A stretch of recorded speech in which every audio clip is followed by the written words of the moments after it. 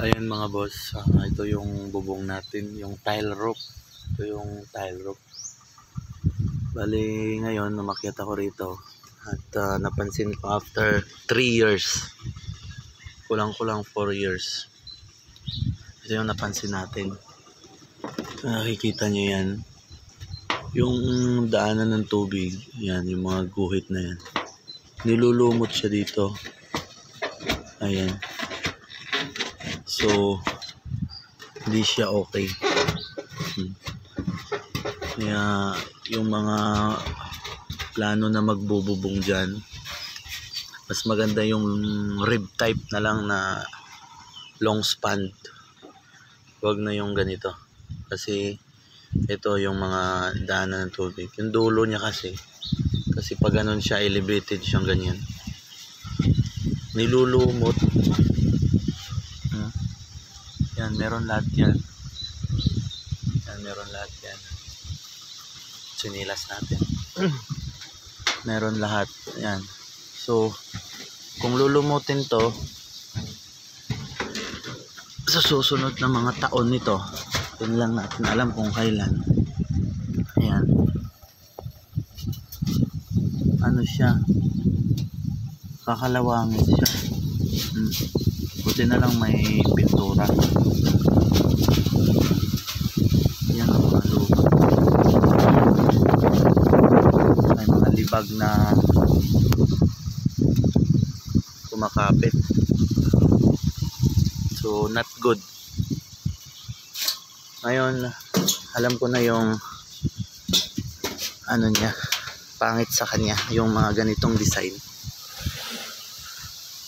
Maganda lang siya tignan, pati yung pag-apak natin kailangan dahan-dahan kasi natutupi siya pagka naapakan mo yung bandang yung bandang dugtungan yung ganito, yung mga ganito.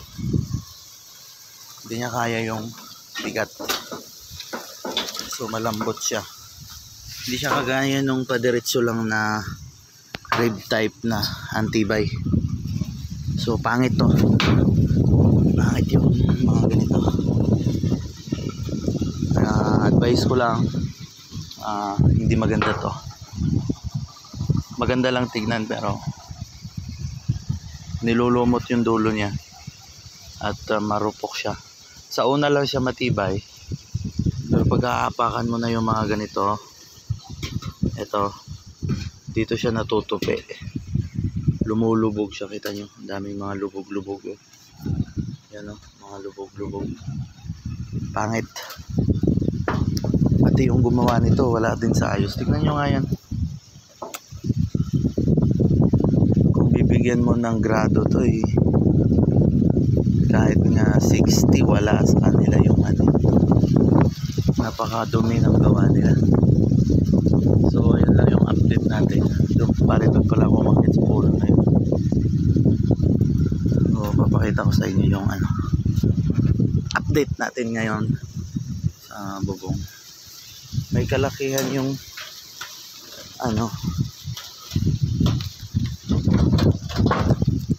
medyo mainit na rito. Kaya, bababa na tayo. Ayan. Malawak sana yung niya. So magchichinelas na ako, bababa ako din. So ayan lang po mga boss.